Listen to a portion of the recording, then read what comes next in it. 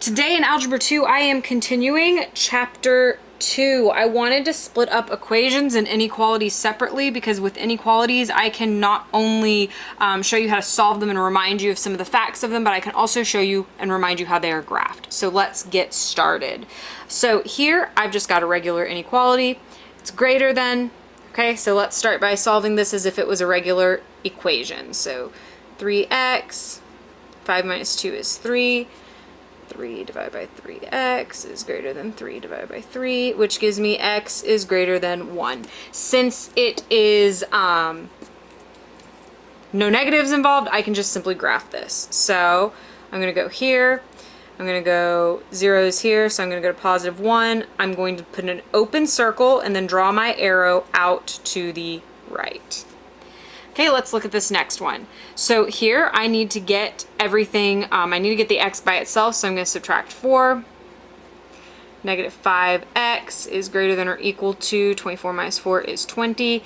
Now here I need to divide by negative 5. When I divide by a negative, I'm going to switch my symbol. So I'm going to do negative 5, divide by negative 5. I'm going to have x is less than or equal to negative 4. Remember, we are switching the symbol, so we're flipping it around because we divide by a negative.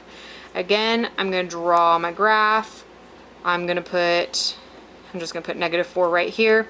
It is a closed circle because it's a solid line underneath it, and x is less than, which means it's going to go off in this direction. Okay? I've got a couple more problems here that are a little more complicated just to make it more fun. So here I'm going to divide everything by 10. Since it's a positive 10, I can just leave this as 2 is less than x, which is less than 3. So here I'm going to graph this.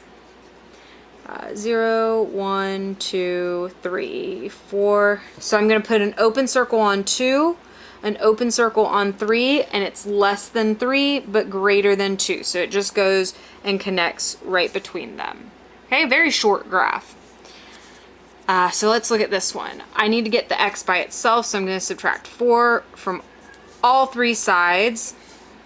So 12 minus 4 is 8, is less than or equal to negative 4x, which is less than or equal to 44. I'm going to now divide by negative 4, but because it is a negative, I need to switch all the signs.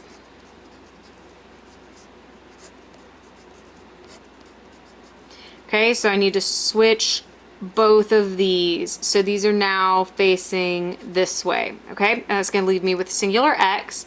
8 divided by negative 4 is negative 2. 44 divided by negative 4 is negative 11. Now, I always like to make it to where the smallest number is on the left so that it matches the number line. So I'm just going to flip-flop this to say negative 11 is less than or equal to, because remember, it's still less than or equal to x, which is still less than or equal to negative 2, which just makes it a little bit easier to graph. And I am graphing these fairly quick, so I'm going to put negative 11 down here. I'm going to put negative 2 up here. They are both closed circles because they have the solid lines underneath them, and x falls somewhere between them. Okay? My pencil is not helping me with solid lines. Sorry, I don't know if you can see that. So I did the negative 11, the negative 2. They're both solid circles, and then x is between them because it's less than negative 2, but greater than negative 11. Okay, so here we have an absolute value problem, so I'm going to kind of go like that so that we can kind of see I am finishing all of this off with an absolute value inequality. So I have this. Notice there's nothing on either side of the absolute value sign, so I can split this into my regular two problems. So I can do 2x minus 1 is greater than or equal to 7, and I can do negative 2x plus 1 is greater than or equal to 7. Okay?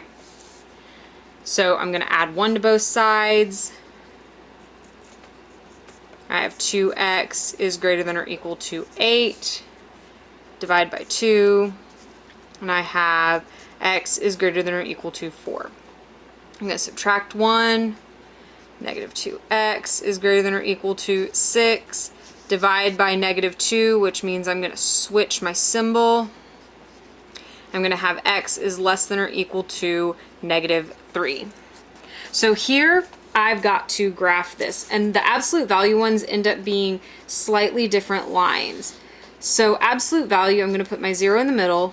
1, 2, 3, 4, -1, -2, -3. That's fine. Okay, so here I note that x is greater than or equal to a +4. So it's going to be a solid line or a solid dot on +4. And x is greater, so it's actually going to go off in this direction. Here I've got that x is less than a -3, less than or equal to, so it's going to be a solid dot going to the left because it is less than. So see how the absolute values go outwards, they go away from each other, whereas some of the other ones end up going into each other. Okay, that was our inequality review. Tomorrow I will see you when we just kind of continue with some of the basics to make sure that next week will be as easy as possible for y'all.